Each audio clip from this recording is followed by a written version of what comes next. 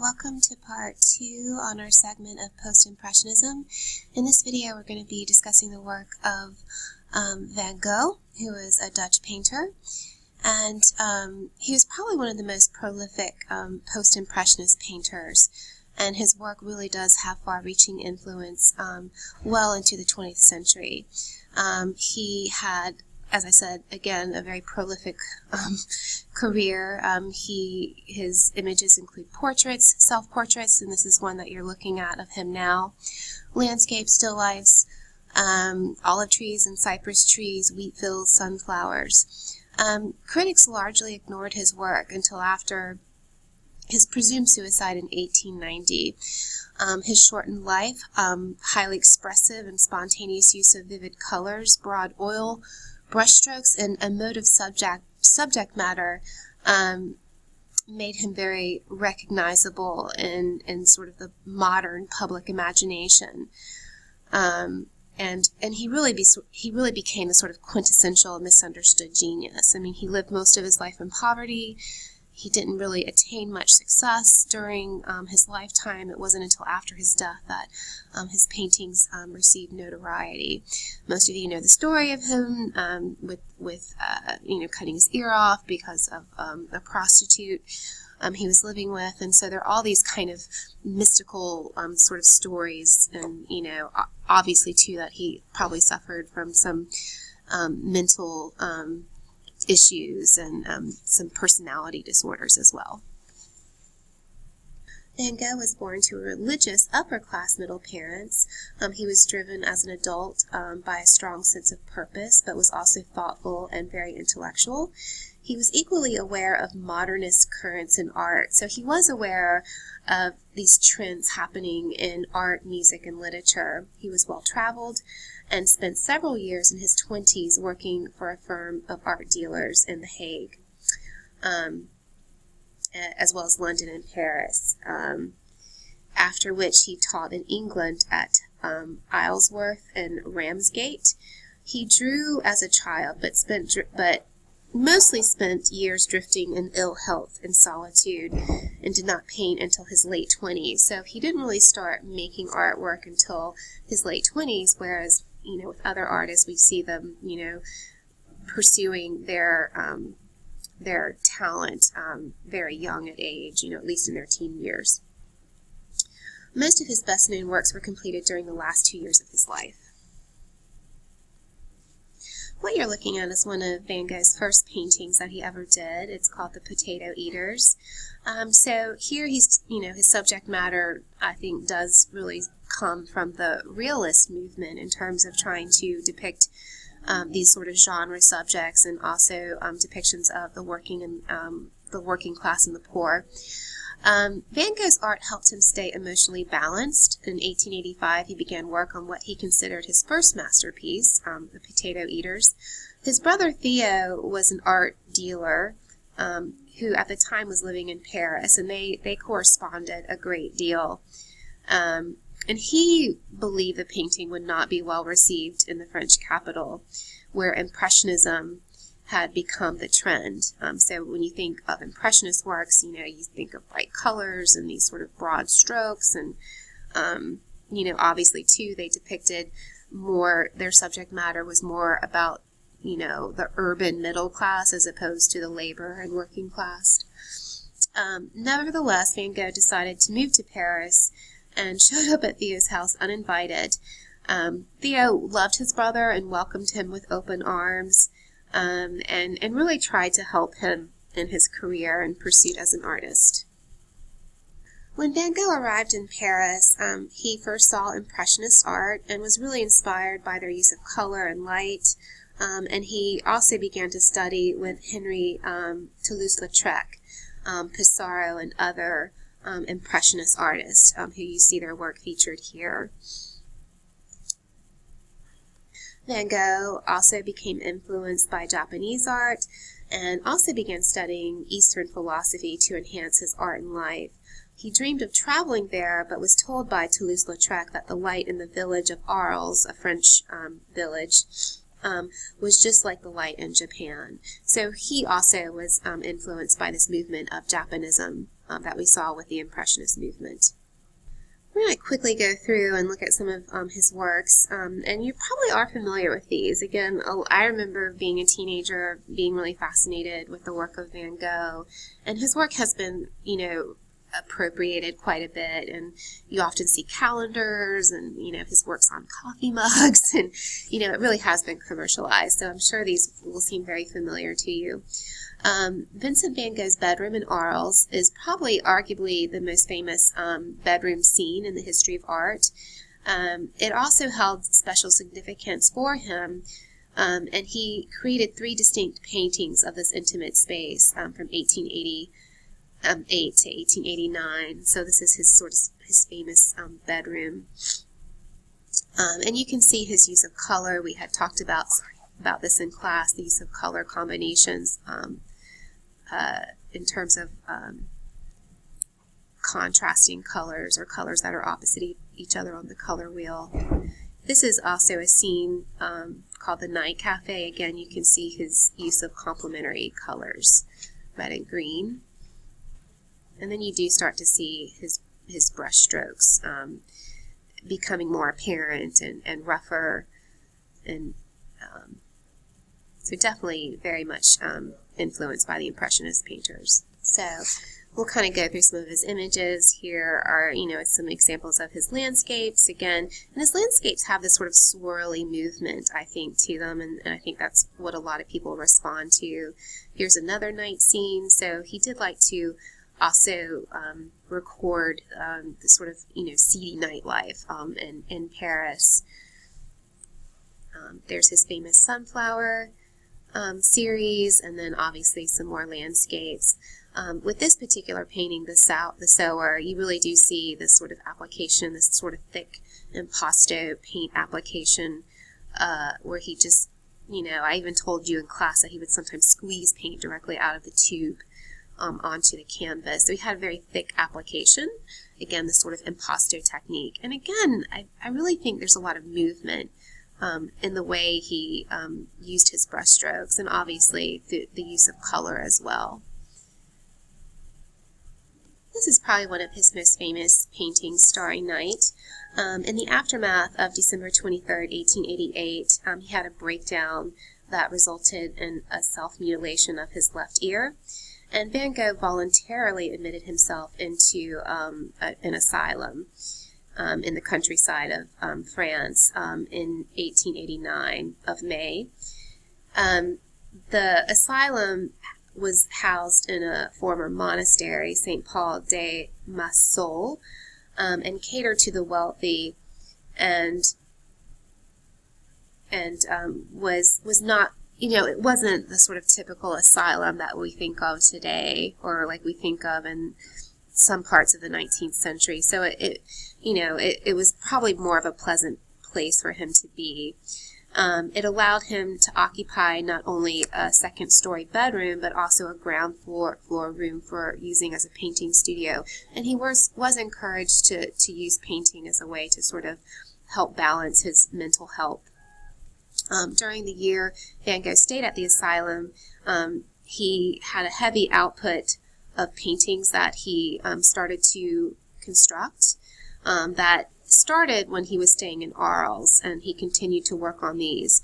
And during this period, he produced some of the best-known works of his career, including this one, Starry Night. It also probably feeds into this sort of mysticism of the sort of tortured, you know, mentally ill artist, the sort of modern notion that we have of the artist today. And so I think probably the ones that he did complete in the asylum, because of that, reference, you know, people might respond to those more. One of the reasons why this is in particular one of his most beloved landscapes is that it's a rare type of landscape because it's depicted at night. We usually see a lot of nocturnal scenes. The curving, swirling lines of hills, mountains, and skies, and the brilliantly contrasting blues and yellows, that large sort of flame-like cypress tree, and the thickly layered brushstrokes of Vincent van Gogh's composition are really ingrained in many as very expressionistic, and really this sort of sort of turbulent state of mind that people believed Van Gogh had and sort of transferred onto the canvas. And it really is an exceptional work. I mean, it definitely is something that we haven't seen before. He definitely was really moving and pushing the experiments from the Impressionist movement and really pushing them further. His use of color, his use of brush stroke, but also infusing it with his imagination.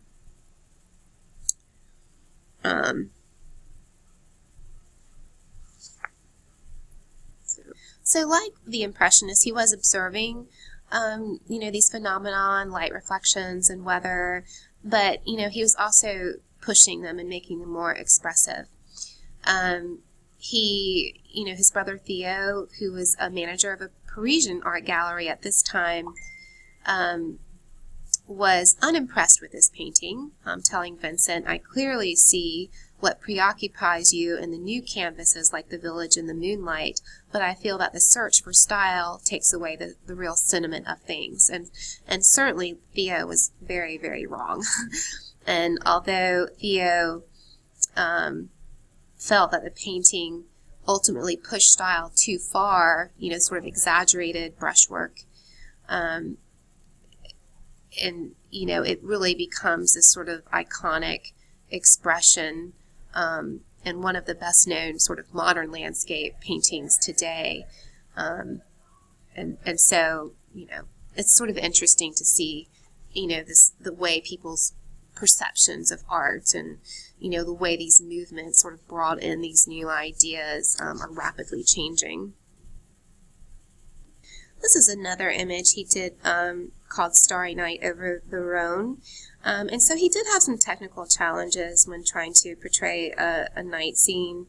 Van Gogh had the subject of a blue night sky dotted with yellow stars in mind for many months before he painted the Starry Night. It did present some technical challenges that he wished to confront, namely by using contrasting colors. And also, it was also complicated by this idea that, a lot of these Impressionist painters were painting in plein air, which means they would paint outdoors. And so, obviously, painting at night might have been a bit more difficult and problematic of trying to use this technique. So, as an artist devoted to working whenever possible, he did start working from prints and illustrations, and sometimes outside in front of a landscape he was depicting. The idea of painting an inverted scene from imagination troubled Van Gogh at first. When he did paint a first example of the full night sky and Starry Night over the Rhone, which we're looking at now, he used as an aid a gas lamp to sort of help him, but he wasn't completely satisfied with the result of this painting, and so he was, pushing himself that perhaps he might have to, paint from memory and, infuse his imagination a little bit in constructing a more expressive landscape or nocturnal scene. And so he did Starry Night exclusively in his studio. During his stay at the Asylum, again, he was given, this small studio for painting, and this room in particular did not overlook the view that we're seeing now, and so this also gives merit to the idea that this painting was done from memory and from imagination, and maybe a composite of various studies he had completed before he went into the Asylum. And so, here he really is pushing, in addition to the observation of light and color, but also infusing it with imagination and memory. It's been argued that the church that we see depicted in The Village is somewhat more Dutch in character than it would be French, and again have been painted as sort of an amalgamation of several different church spires. We're talking about the steeple that Van Gogh had depicted years earlier while living in the Netherlands. In the Starry Night painting, Van Gogh's night sky is brimming with energy. and it contrasts with the silent village below. And so you definitely see here in his first depiction of a nocturnal scene where I think things are more integrated, and he definitely is looking more at observation, where here he kind of pushes the landscape. It has much more movement and emotion to it, I think. You definitely get an emotional quality that I think was sort of lacking with some of the Impressionist works that we looked at before. Van Gogh includes a cypress tree, which is usually found in cemeteries and associated with mourning. So there's some symbolism there. And the tree serves to connect both the earth and the sky. And again, this could reflect the artist's own thoughts about death, that death is the destination of life's journey. And again, it also is interesting because it breaks, it's this sort of dark mass that sort of breaks this movement of blue and yellow and these sort of bright colors. It kind of intersects it in a kind of violent way. With Starry Night, Vincent van Gogh moves away from the traditional Impressionist connection with nature and instead adopts a feeling of agitation. And that's a good word, I think, or description to use in terms of his painting style. His swirling brushstrokes give the impression that this painting is constantly moving, and his palette is much more vibrant than in earlier works. It is thought that Van Gogh was the first artist to paint these nocturnal scenes directly, and it is reported that he stayed up 3 nights to finish this painting, stating that the night was more alive than the day. For Van Gogh, the Starry Night painting was a means of proving his worth as an artist. Look at some details of his brushwork. So some things to consider and think about when confronted with this painting, perhaps on the AP exam. His use of color. Van Gogh's use of white and yellow creates a spiral effect and draws attention to the sky. Vertical lines such as the cypress tree and church towers softly break up the composition without retracting from the powerful night sky. Van Gogh uses color to convey emotion. So those are all things in terms of his use of color. He was quoted as saying, "It often seems to me that the night is even more richly colored than the day, colored with the most intense violets, blues, and greens. If you look carefully, you'll see that some stars are lemony, others have a pink, green, forget-me-not, blue glow, and without laboring the point, it's clear to paint a starry sky is not nearly enough to put white spots on a blue-black background." So, he really thought about this composition a lot. His brushstrokes in Starry Night, Vincent van Gogh has this unique painting style, very thick brushstrokes that are very evident, and they really do add a certain depth and texture to the work of art. Van Gogh also understood the painting to be an exercise in deliberate stylization. So again, he was aware that he was pushing the style and maybe embracing his imagination and not necessarily painting from observation. And he told his brother this. He says, "These are exaggerations from the point of view of arrangement. These lines are contoured like those of ancient wood cutouts." So it does have that feeling when you look at it. When we've looked at wood block prints, and it does have that. Have that sensibility. And so obviously he was looking at other mediums like printmaking that influenced his style as well, and they really do look like these sort of ancient wood cuts. We'll see that reference as well when we look at some modern German art. Similar to his friend Gauguin, Van Gogh was experimenting with a style inspired in part by these medieval woodcuts with thick outlines and very simplified forms. So we will be looking at the work of Gauguin in our next segment.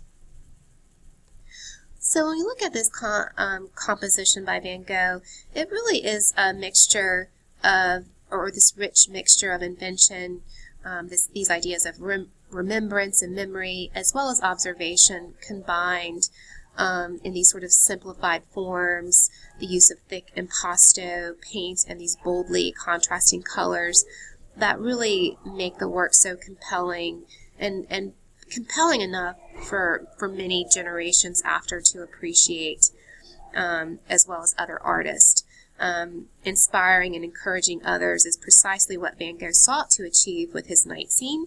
When Starry Night over the Rhone was exhibited at the Salon des Indépendants, an important and influential venue for vanguard artists in Paris, 1889, Vincent told Theo he hoped that it might give others the idea of doing night effects better than I do.